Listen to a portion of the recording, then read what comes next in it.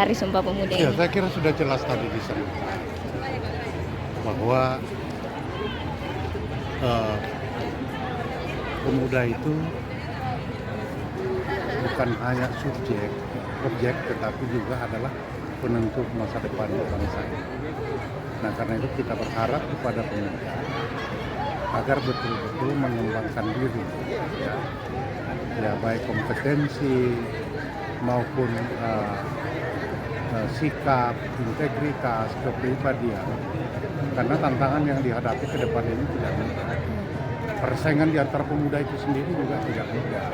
Apalagi persaingan dengan dunia luar. Nah, ini membutuhkan, sehingga tantangan besar kita kan juga pengangguran di kalangan pemuda.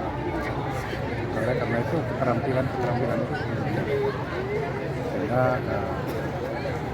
yang namanya kreativitas, inovasi, kolaborasi antara pemuda itu sangat penting. Ya, Pak. Terima kasih, Pak.